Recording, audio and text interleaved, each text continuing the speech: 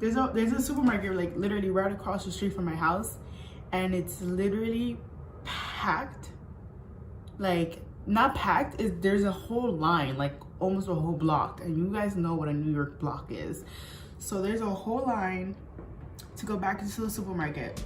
You would have thought.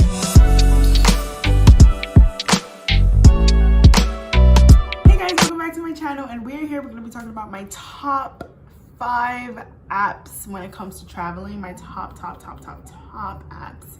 So what are the top apps that I currently recommend should you go anywhere? Literally, if you leave the state, just these apps can help if you're just anywhere with a friend, with another person, just like anywhere, like, you know, like it's not only for travel, okay? You can use it in any circumstances. You're going to college, whatever the case may be, you can use it for whatever, okay? So the first app that I recommend is Google Maps. Now listen, Google Maps is my holy grail, unless we are in a part of, it's my holy grail unless we're in like a very rural area, okay? So when I say rural area, let's say Cuba, for example, that we all know, it is common knowledge that we don't have access to the internet whenever we want. Literally, like, one thing to have like slow connection, but then like Cuba, like literally there is no connection unless you have like a Wi-Fi card. And again, we're in 2020. I don't know if things have changed, but that's how it was back in the Dizzle day in 2018, okay? So for that occasion, I recommend maps.me. Now that map, and compared to Google, like Google Maps is really great. You can actually, whenever you're online, you can download your surrounding area so that you can access it whenever you're offline. So I really love that kind of extra security that Google Maps offer. For the most part, I never used Google Maps. Like, I usually just follow myself the line. I never actually start the navigation because that can obviously kill your battery. But Google Maps is my holy grail, if not maps.me, which is a GPS map.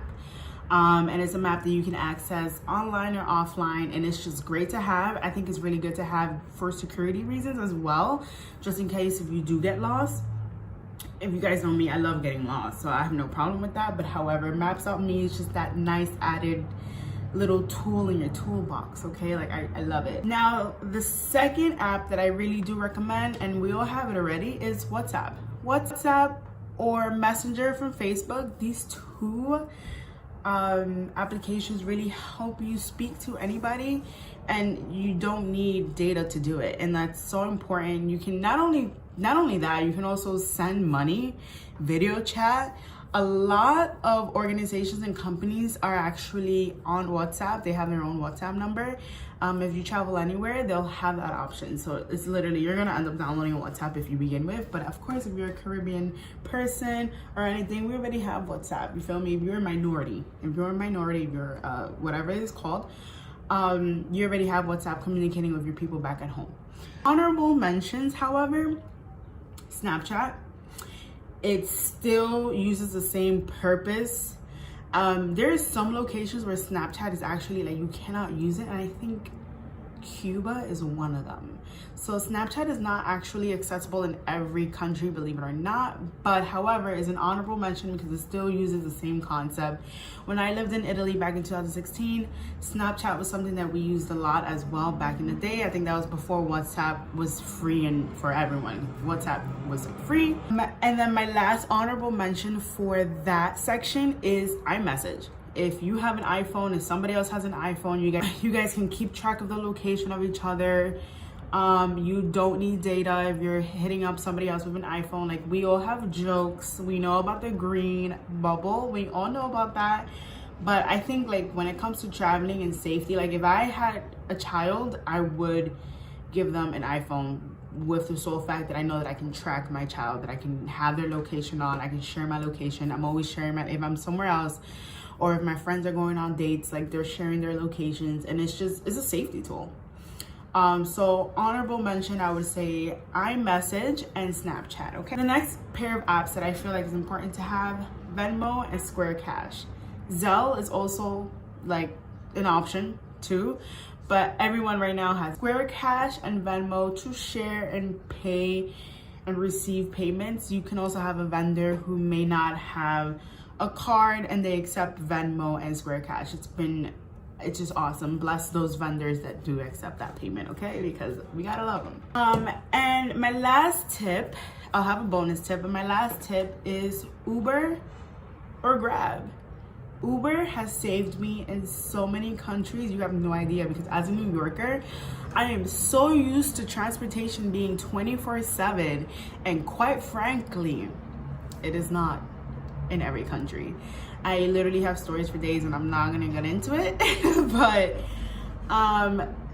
Uber has saved me so much. Uber has saved me in Greece, Uber has saved me in Belgium, Uber has saved me in Germany too. Like, Uber has saved me in so many countries, it's crazy.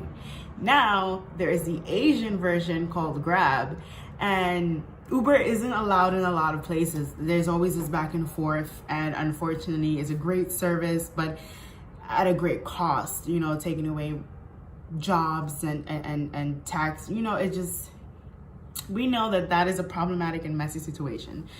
And so Grab is the Asian version, and Grab does literally or even more than what Uber does, because you can actually book excursions with Grab, and that's crazy.